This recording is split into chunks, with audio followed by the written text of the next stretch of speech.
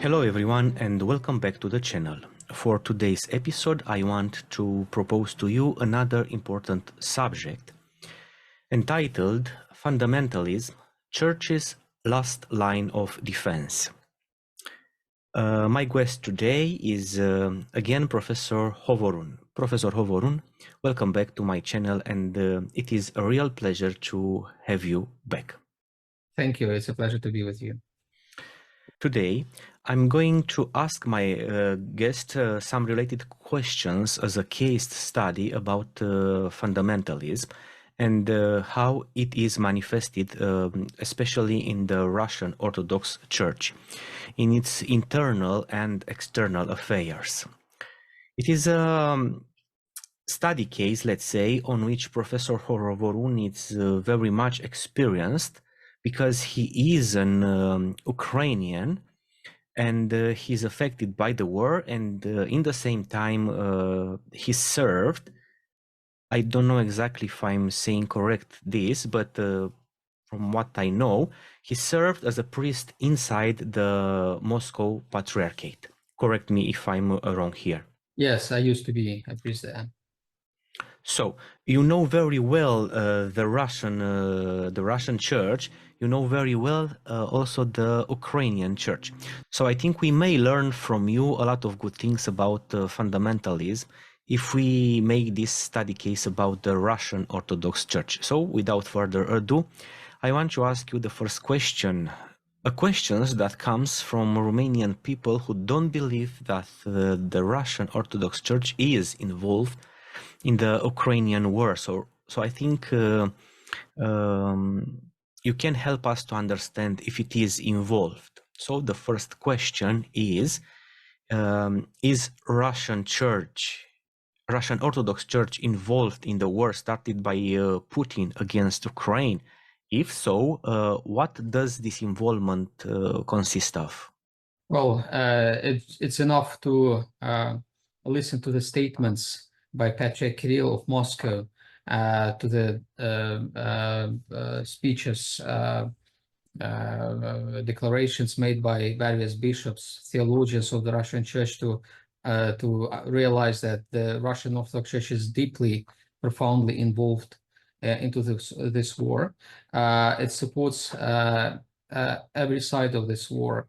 And I would say that in many points, the Russian Orthodox Church is even more supportive to the war than many people in the Russian society, secular people in the Russian society.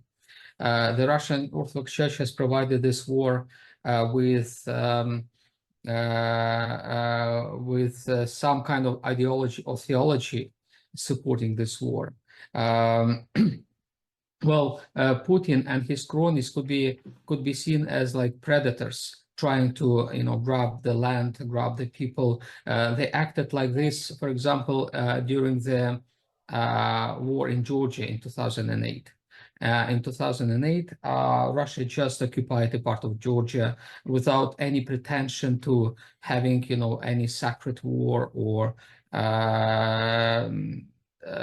any explanation, any excuse which would go beyond, just the desire to punish the Georgian government at the time of Saakashvili, to punish the Georgian people for wanting to stay away from Russia. That was it. It was very raw, very plain expansionism.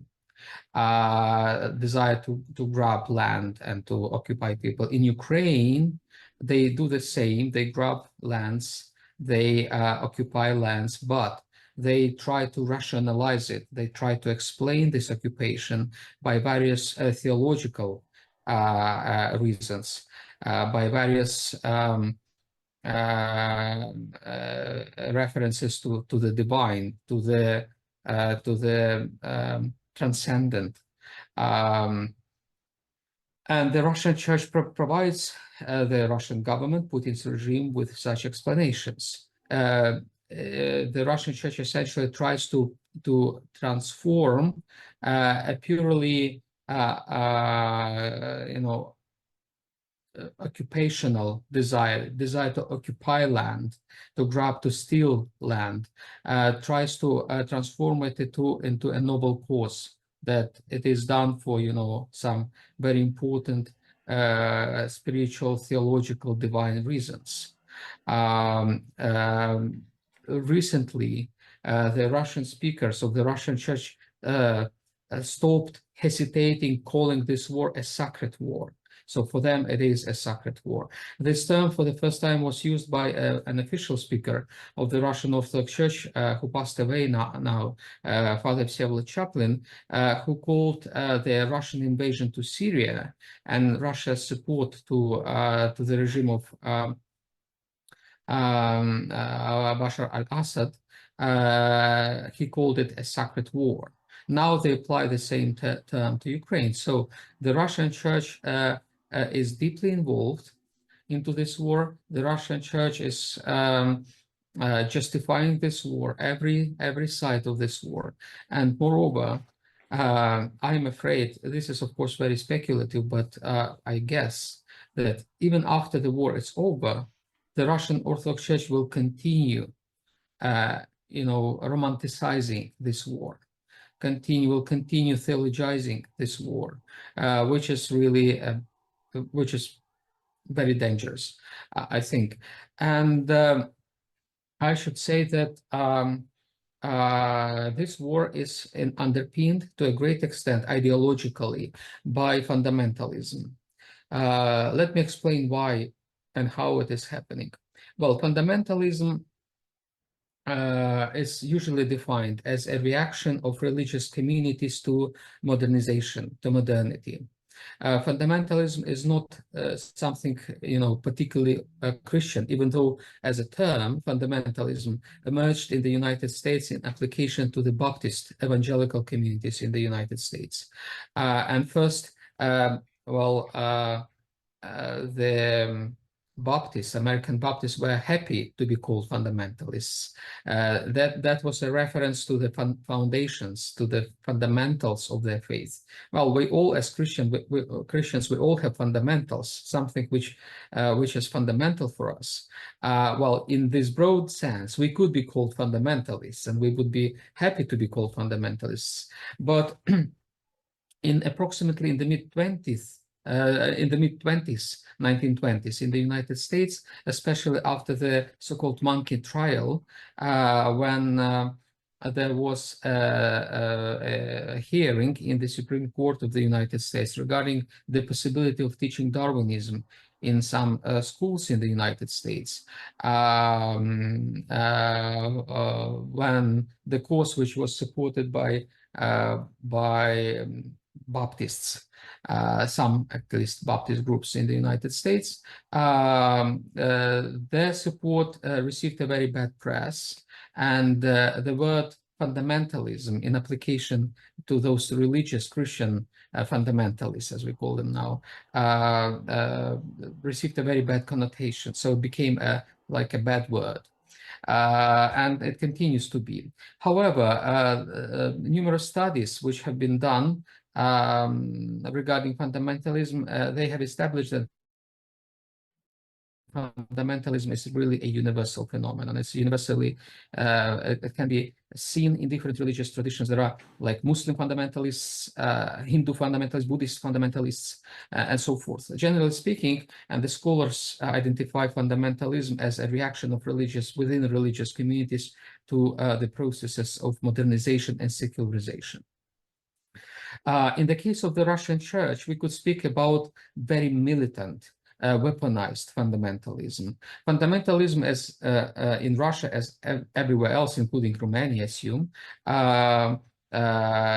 exists, and it exists, well, relatively peacefully. People don't kill each other just, for the sake of their ideas. But in Russia, they decided to kill other people in the name of those fundamentalistic ideas. And if you look at the rhetoric of Putin and his cronies, and, well, everyone who is contributing to Putinism, to this ideology of Putin, you can distinguish clearly various ideas stemming from fundamentalism. Well, Putin justifies this war as the war against secularism, Western secularism, as the war against the decadence, the corruption of the traditional values, which comes as a part of the process of secularization and the process of modernization of modern societies. Well, this Russian propaganda makes references all the time to the points which are important for the fundamentalists globally. However, the Russian propaganda goes even further than just fundamentalists everywhere. It justifies the war in the name of this fundamentalism. So the war is fought, at least in the Russian eyes, from the perspective of the Russian propaganda and most Russians, it is fought against democracy, against modernization, against secularization, against everything else that other fundamentalists fight against as well. In the Russian church, fundamentalism constituted a minority for a long time. And when Patriarch Kirill was elected the Patriarch of the Russian Church, he was not a fundamentalist. He was really, he was quite in opposition to fundamentalism. He wanted to contain fundamentalism in the church because he started as a very liberal bishop and theologian and hierarch. And he really detested, really didn't like, fundamentalism. But he regarded, at the same time, he regarded fundamentalism as a threat, and he tried to figure out what to do with it. And eventually he ended up in aligning with fundamentalism. Without believing fundamentalism, he made it an ally. And eventually, I would say fundamentalism took over the church. This minority movement that existed in the Russian church as a minority movement took over the majority of the church. And now the entire church, including the Patriarch, who was very open-minded, very liberal, reproduces the points, the ideas which are dear to fundamentalists. So fundamentalism is dangerous, I believe. Fundamentalism is as dangerous as the war per se, because fundamentalism drives this war in Ukraine. And I think therefore it is important to discuss fundamentalism. There is one more thing that I would like to emphasize, to stress. Quite often, fundamentalism is something that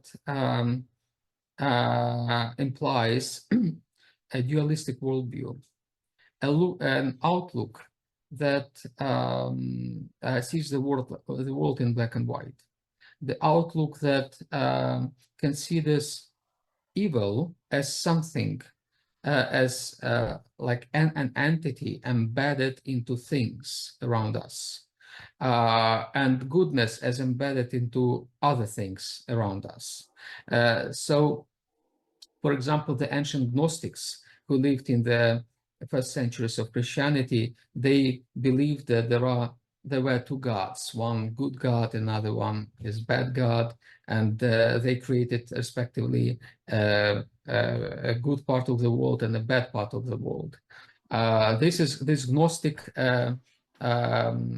worldview deeply penetrated into Christianity, and Christianity tried to fight it. And actually the first efforts of the Christian church to contest, to identify heresies were connected with different dualistic worldviews. So I would say that dualism is kind of the ancient, the proto-heresy in Christianity. And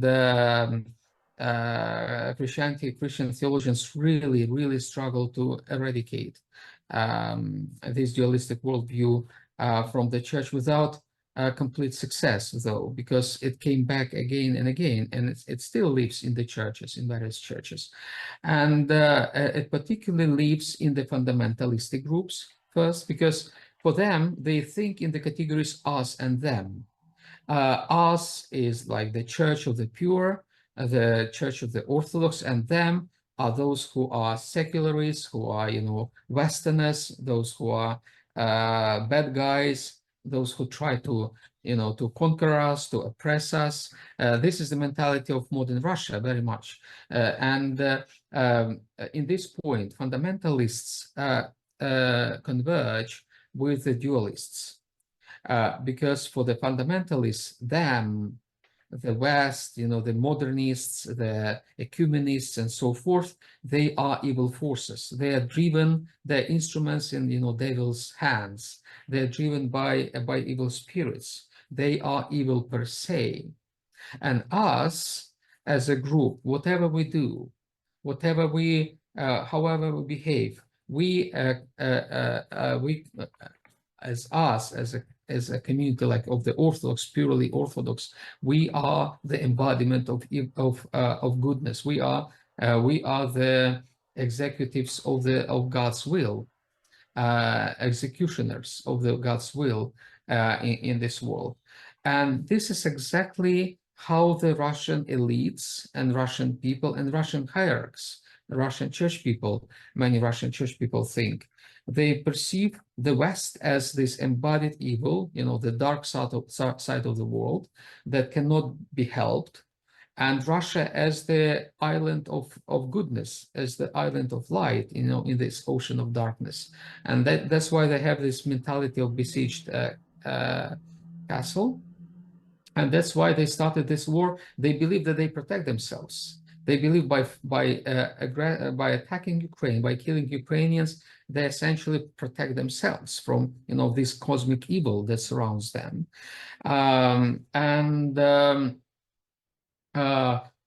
This dualistic worldview is very widely spread around Putin. I think Putin himself is a bearer of such a dualistic worldview. Patrick Kirill is quite a dualistic in his outlook. And many others in Russia. Just recently, before we started this conversation, I read an article by a Russian member of parliament, Mr. Ananskih. He published an article in an academic peer-reviewed journal in Russia where he argued that the world is ruled by reptiles, and he argued that the world was created by two gods.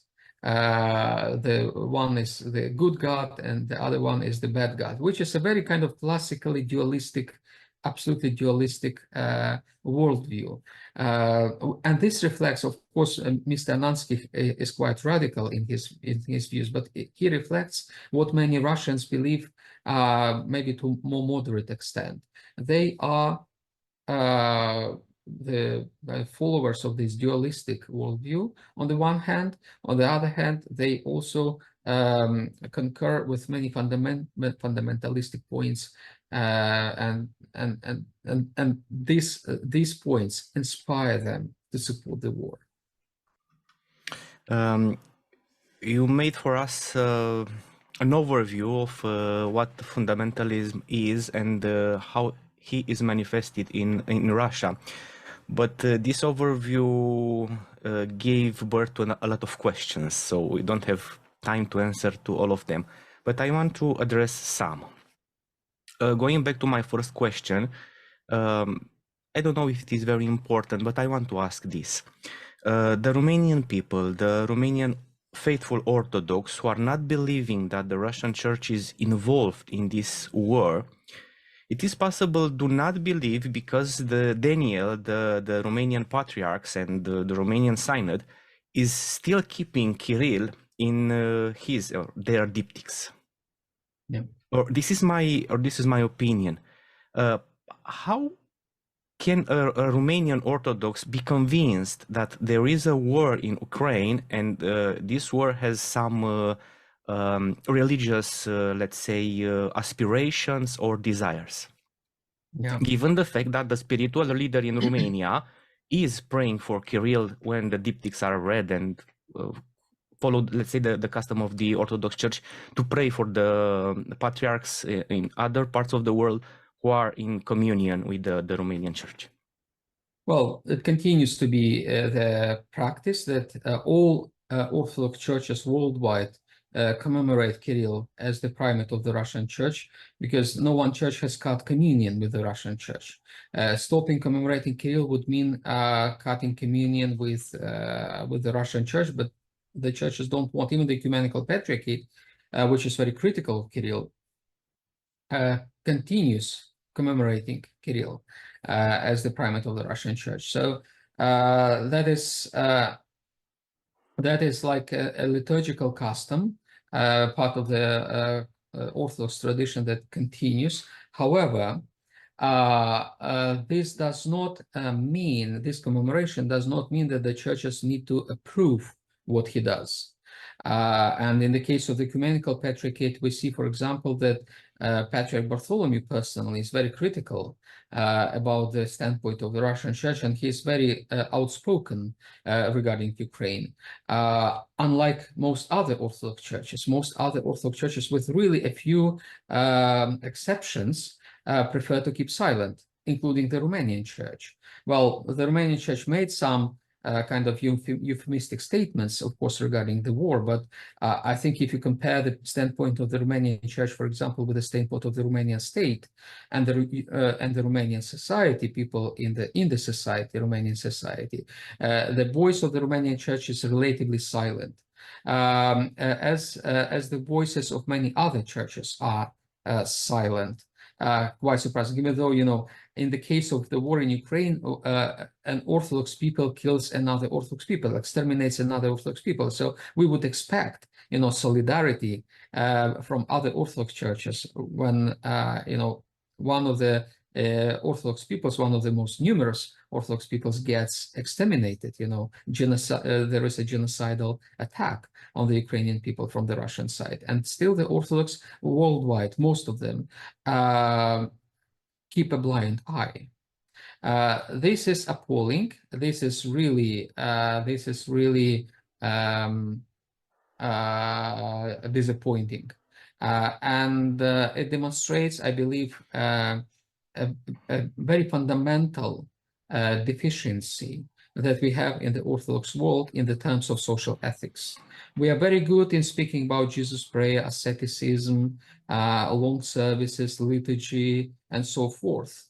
But our soft point, kind of very weak point, is social ethics. We don't translate our spirituality, our theology into addressing modern issues, including the issue of war, which has affected the Orthodox churches so much. Moreover, I would say that most wars fought in Europe during last like 30 years on the European continent, they were on the Orthodox soil, in the Orthodox countries, and they were underpinned to a great extent by different ideologies stemming from the Orthodox theology and practice. And the Orthodox churches are supposed to be among the first to address these wars. And they, in reality, are among the last to address these wars. And this is, as I said, this is very disappointing. And unfortunately, this applies to the Romanian church as well. Yeah, okay. I'm glad that you said this about the disappointment that you have in regard to the fact that the other patriarchates are not saying something about what's happened there, and they don't have a position regarding Kirill, who has a position against you. I think your trial was finished. Well, yes, yes. And you're finished. It's over, but it's well, life is not over for me, certainly. Of course. Maybe the life begins now for you in different ways. Okay, now I want to condense two questions into one. Let's start from the last one. It is possible that the other patriarchates of the world, Orthodox world, be silent in regard to what Kirill of Moscow is doing because they're afraid of a schism in Orthodoxy and they don't want this. And the second question that comes near here, it is possible that the fundamentalism of the Russian Church to be a continuation of the great schism against the West, knowing the fact that Russia is trying to construct that Ruski Mir, I hope I pronounce correct, the Russian world,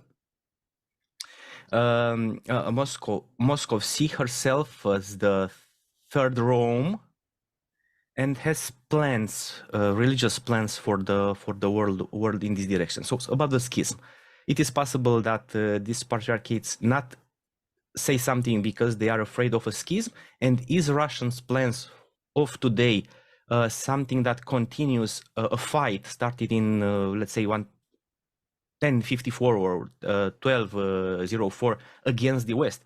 Of course, then it was the religious West. Now is the secular West. But okay, you understand the question.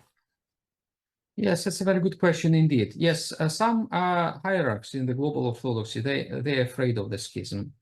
They also are afraid of, for example, recognizing the Orthodox Church of Ukraine, which was granted independence in 2019, beginning 2019, by the Ecumenical Patriarchate.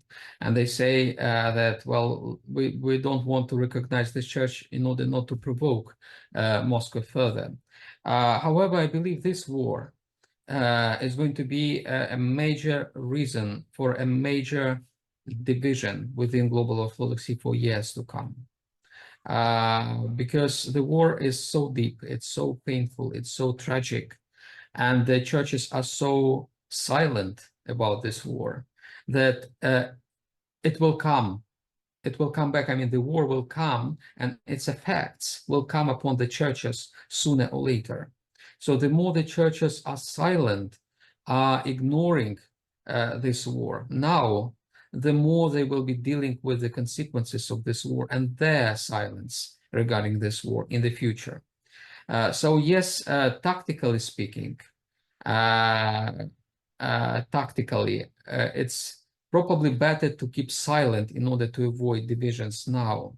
But strategically, these tactics will cause even more severe divisions and tensions within the global orthodoxy. That's why, yes, some hierarchs could have such explanations for themselves, at least, that we keep silent in order to avoid further divisions. But they planned within the global orthodoxy, a time bomb, which could explode eventually later. And the explosion will, as I said, will be as louder as more belated is the reaction of the Orthodox churches to the war.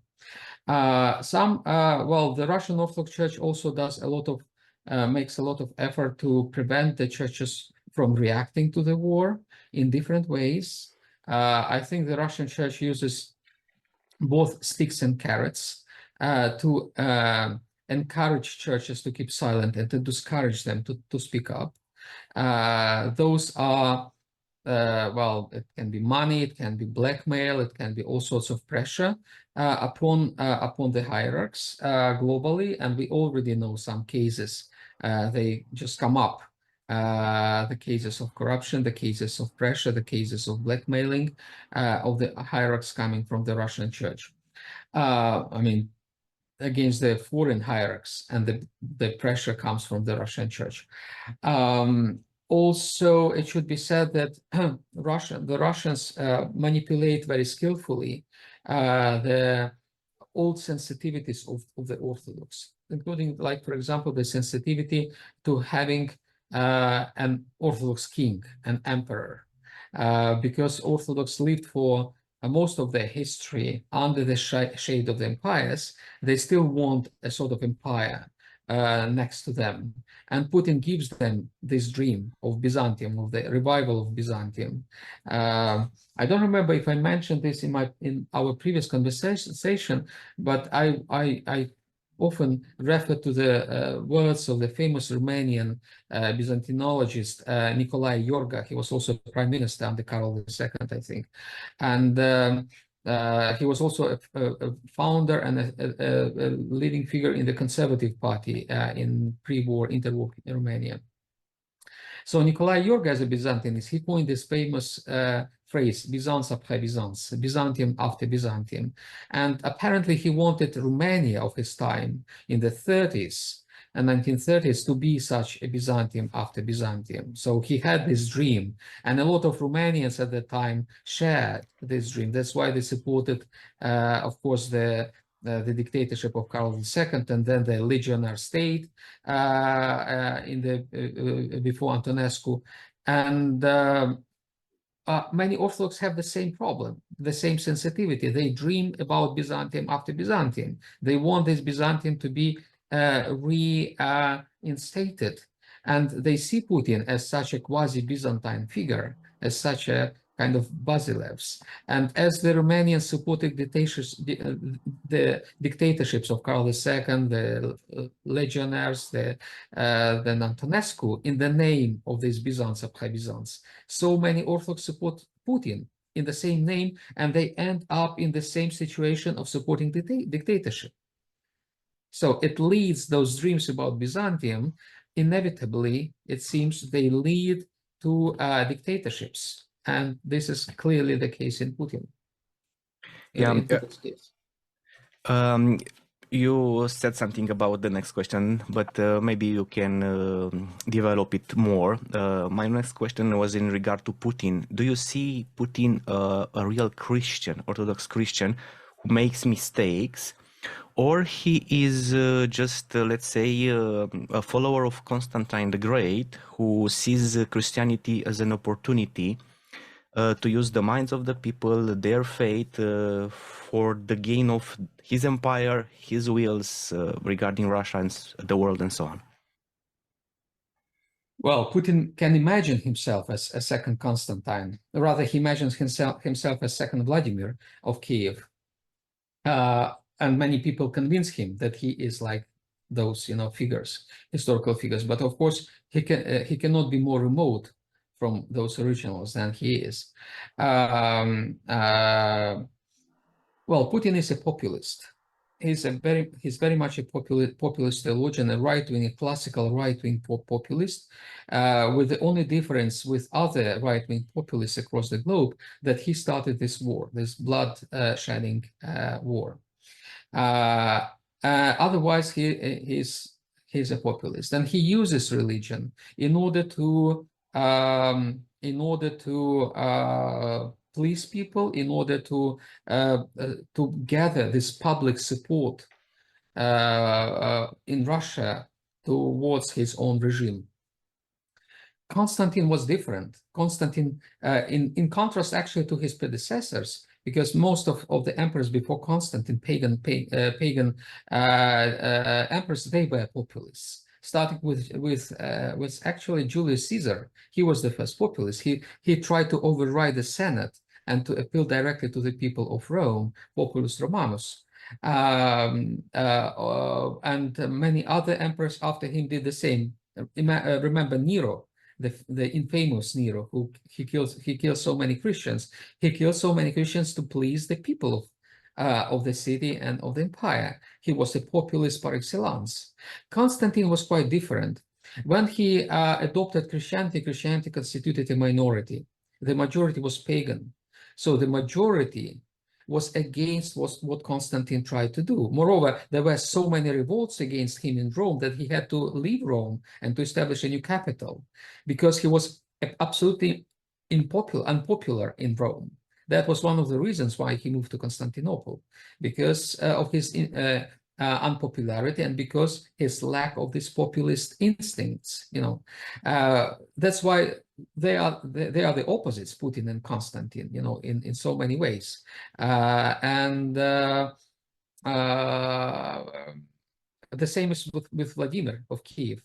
Yes, he had been a pagan, then he adopted Christianity, and he went against the majority of his population, which remained pagan in Russia at the time. So those figures, and Constantine and Vladimir, they were, in a sense, against the popular trends, against the desire of the majority of the people. And eventually they won, they prevailed, but they prevailed from the situation of minority. Putin just follows the majority, and he tries to shape this majority to support him even more. They are very different politicians, even though Putin may dream of himself, as I said, as the continuator of the previous emperors and kings. So it were easier for Constantine to have the empire of Putin. Oh, exactly, yes. But he didn't had this disadvantage, and as you said, he was forced to move the capital of the empire from Rome, where he tried to build churches and to change the architecture of Rome to get a Christian shape. Unsuccessfully. But he was unsuccessfully, yes. He managed to build churches only on the outskirts of Rome, outside Rome. Yeah. For example, the famous Lateran Basilica, which was one of the earliest Constantinian basilicas, which is now in the center of Rome. It used to be on the outskirts. That was the only place that Senate allowed Constantine to use, for the churches. The core of Rome remained pagan. So he ran from the Senate to Constantinople. 2 points are there. He showed that he's victor over Licinius, and in the same time he could establish there a new capital with Christian administration and Christian architecture and so on. Okay. Yeah. Let's go back to fundamentalism. Are fundamentalists willing to acknowledge the errors and to repent if they are seeing the Bible truth? It's a very good question. One, fundamentalists are not stupids. It would be a mistake from the perspective of non-fundamentalists to demonize fundamentalists. They are not stupid. They can be educated people, smart people. For example, the traditional American fundamentalists in the 1930s, when this movement was on rise, they sent their kids to study in Harvard, Yale, the best universities of the country. And they received very good education. And some of them left fundamentalism. So education is a key, I think, to a healthier approach to religion, including theological education. I think that's why theological education is crucially important to deal with fundamentalism. And if we look at Russia, in Russia, mostly uneducated people, theologically uneducated people are the promoters of fundamentalism. Even Patriarch Kirill himself, well, he's not really educated well. He doesn't have formal education at all.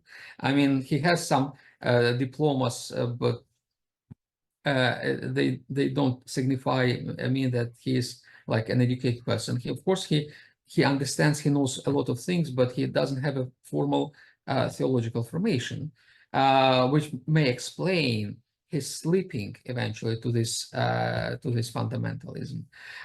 So theological education is important.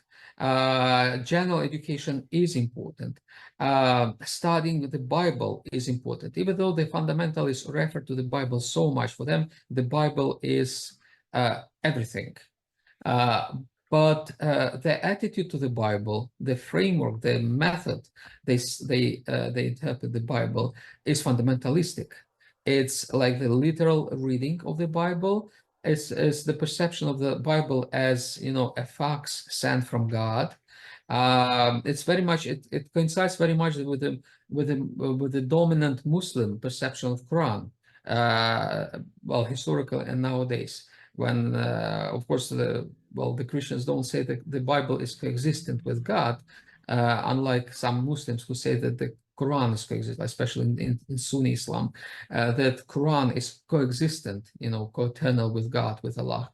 But fundamentalists are very close to that. They don't see the Bible as a result of the synergy between human beings and God.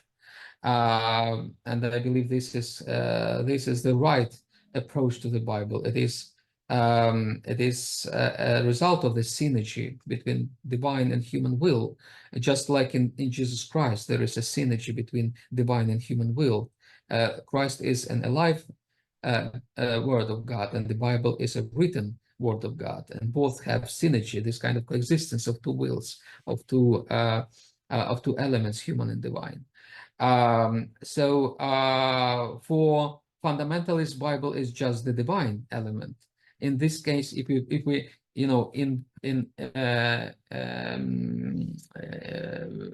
mention the doctrines of the past, I would say that this is very much a monophysitic attitude to the Bible. Monophysitism, that it was an ancient teaching that implied that Jesus Christ was just God, with his humanity being really diminished to nothing, reduced to nothing. And fundamentalistic approach is monophysitic.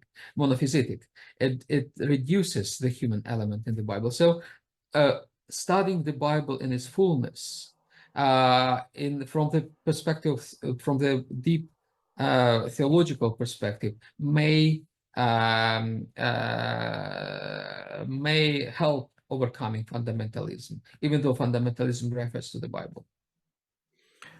What does fundamentalism claims for orthodoxy and humanity? Which are its promises for the world?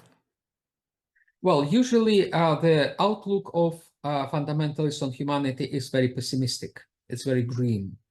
That's why, for example, American fundamentalists, including modern American fundamentalists, they're also Calvinists. And Calvinism has a very specific outlook at the human nature as, intrinsically, ontologically alienated, corrupt. It's quite different from, for example, our Orthodox perspective on the human nature, because we believe that the human nature has not been alienated. It remains ontologically the same. It has been affected by sin, of course, and sin still acts in the human nature, but the nature remains the same as it was created by God. I think this kind of wrong Calvinist anthropology leads inevitably somehow to fundamentalism, because fundamentalism sees the human nature as desperate, as hopeless.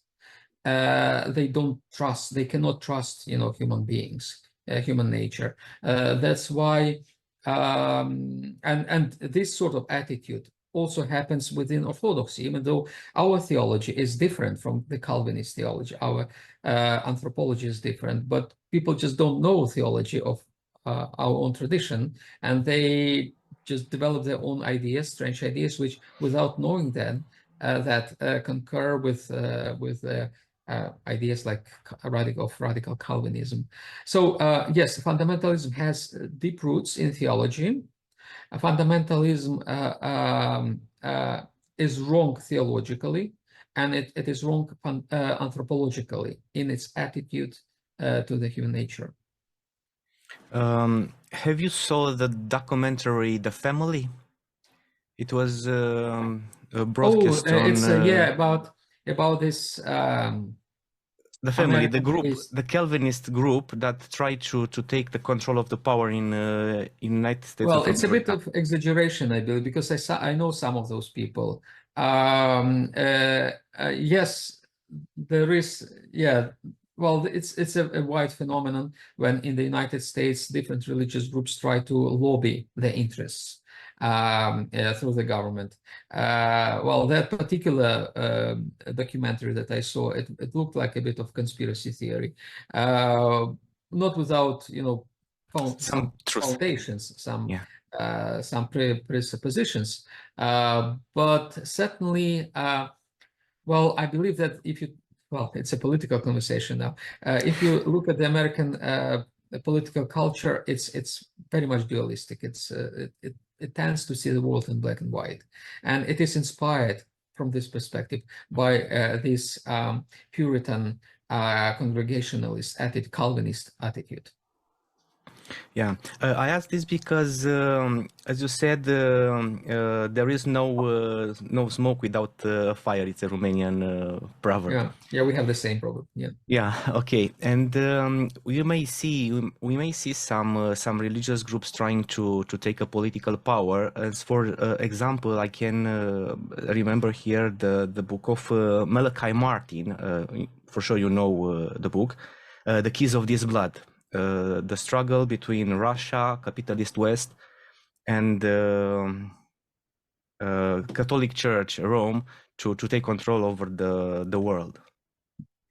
So we see in his books three religions that are fighting for the control of the world. This means Orthodoxy, Russia, Catholicism, Rome, and Protestantism, United States.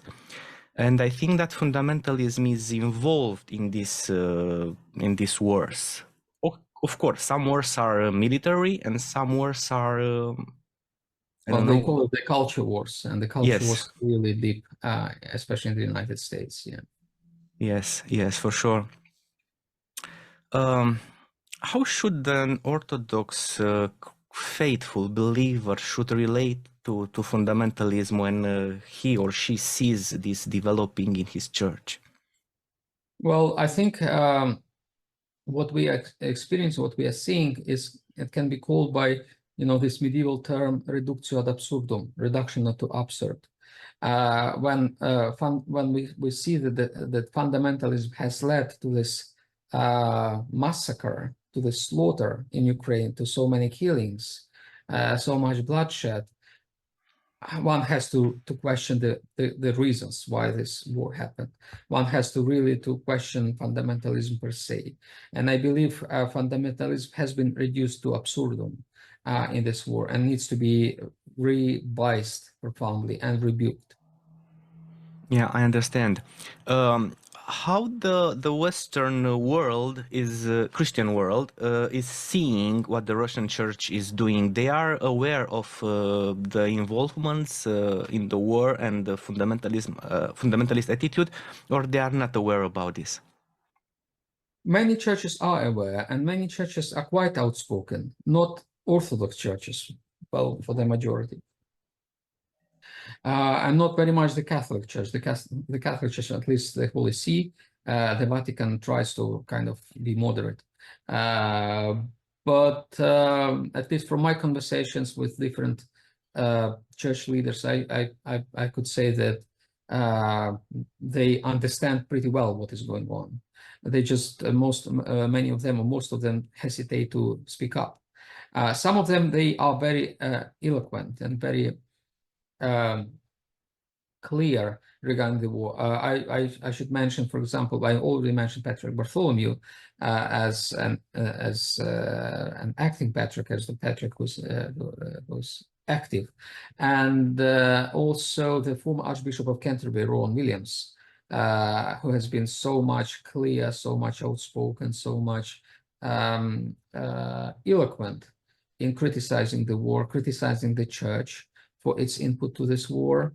I should also mention some statements of some European churches, especially Protestant churches in Europe, especially mainstream Protestant churches such as Lutheran churches.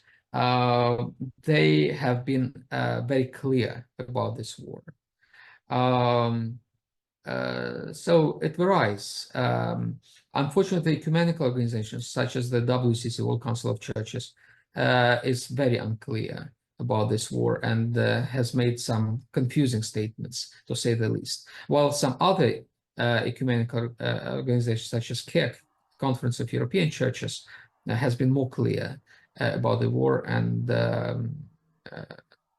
so the positions vary, and different churches, different ecumenical organizations say different things about this war. Okay, when we speak about the Orthodox world, we said that it is possible that being afraid of another schism, they need to be silent. But the rest of the world, why do you think they are silent? Because they don't have some gain or lose in this subject. In many cases, the reasons are different. For example, in my judgment, please, my reading of the position of the WCC, because the influence of the global south, the churches from the global south is so important there. For the global south, this war almost doesn't exist. Or if it exists, they have their own conspiracy theory about this war. They believe that this is the evil West tries to indeed to inflict, to restrict Russia, and started this war against Russia. So Russia is the victim in the eyes of many in the global south. And this affects the way how the churches perceive this war. And this affects the way how the churches influence the WCC to perceive this war. So conspiracy theories, inability to understand the nature of this war, lead many churches to keep silent or to produce inconsistent or unacceptable statements about the war. Yeah, I also believe that Europe and United States are pushing Russia. It's normally to be so. They are colonizing countries. They are imperialist. But Russia should act with the mind, not with the gun. This is my opinion. So if you see that something is pushing you, you must use your brain economically, politically, diplomatically, invent new things, develop industry, and so on, and to fight in this direction, not using crime to resolve the problems. Only one colonizing power is Russia, trying to colonize other countries. Of course, for sure. Now, because Russia used the war in this instance, it is clear that which are its direction. Now, I think that we covered much part of this subject related to fundamentalism. It is possible to address to you one or two questions outside of this subject, out of topic? Yes, please go ahead. Yeah. We still have like 10 minutes or so. Okay. Is Russian Orthodox Church involved in ecumenism? I ask this because you know that you are a professor of ecumenism and you know you have information about this. Yes, the Russian Orthodox Church has been involved in the ecumenical movement formally since the 60s. When in 1961 the Russian Church joined the World Council of Churches, for example, at the General Assembly of the World Council of Churches in New Delhi, in India. And the Russian Church has continued since then, being involved in different ecumenical movements and dialogues. In the Soviet Union, for the Russian Church, it was an instrument to neutralize, at least a bit, the pressure of the Soviet state upon the Church.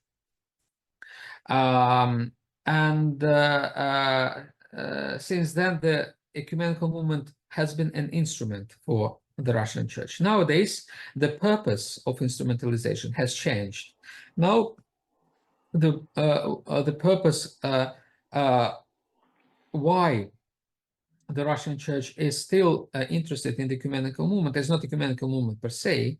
There are, I think, I don't know really very many sincere ecumenists in the Russian Church, Russian Orthodox Church, but there are some professional ecumenists who know how to instrumentalize and how to manipulate the ecumenical movement.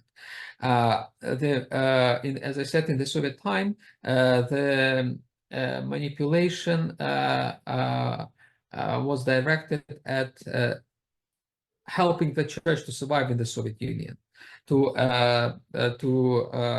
as I said, to neutralize the pressure, to lighten the pressure of the Soviet regime upon the church. Now, the church tries to help the state, the Kremlin, to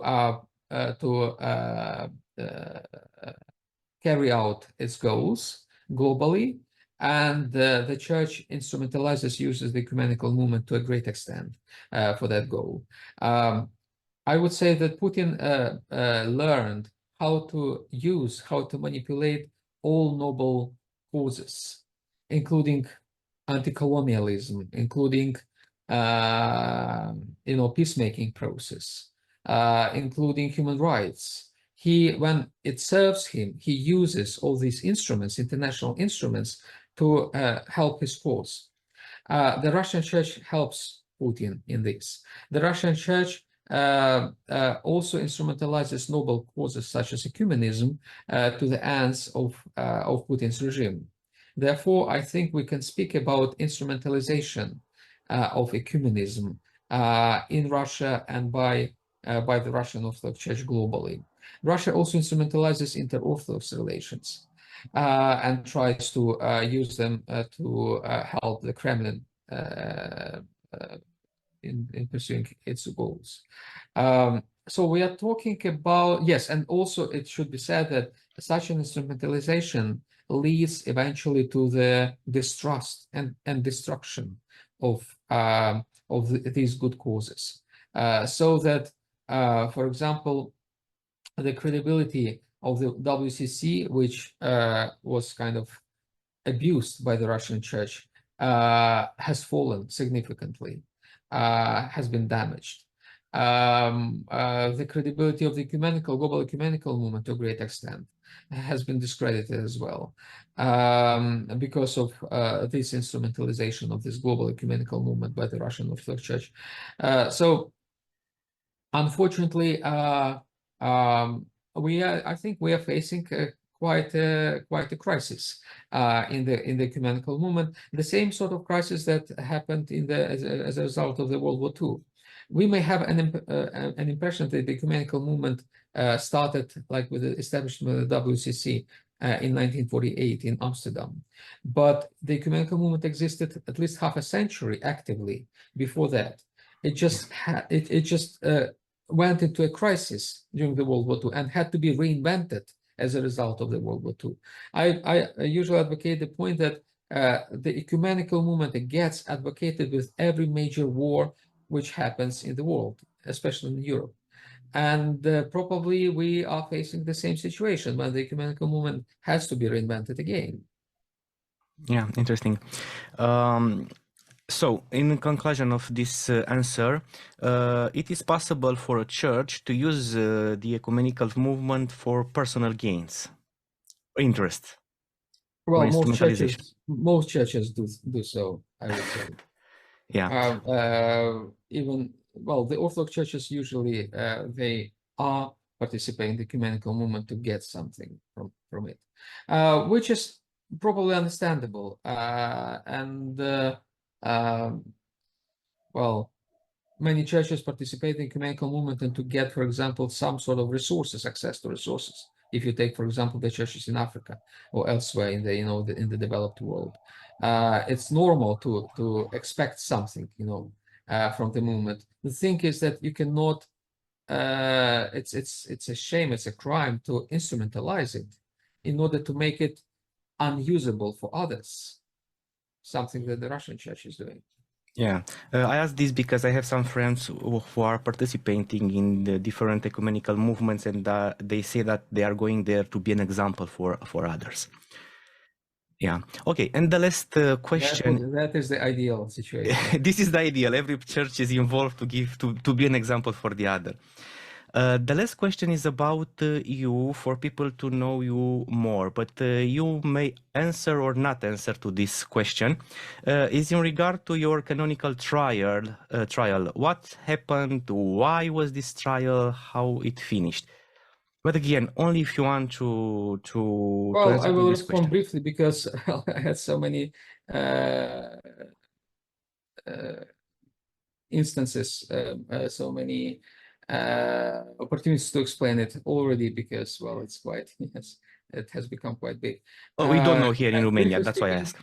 Briefly speaking, I say that, well, the pretext for my punishment by the Russian Orthodox Church was my concelebration with the Ecumenical Patriarchate. And I think it's, of course, it's a laughable pretext. It cannot be serious. But the real serious reason for this punishment is, of course, my critique towards the policies of the Russian Orthodox Church, particularly in relation to the war in Ukraine. Well, this punishment is overdue. I expected it to happen earlier, but it happened when it happened. Of course, it doesn't affect my my service, my life. Moreover, it encourages me to speak up even more than I did. And so if they wanted to silence me, they achieved just the opposite by function. Okay, thank you again, Professor Hovorun, for everything what you said for us. I think will be enlightening for a lot of people in Romania. And I don't know, may we keep in touch for another different discussions? Very well, yes. Have a good day and every success in your evangelizing work.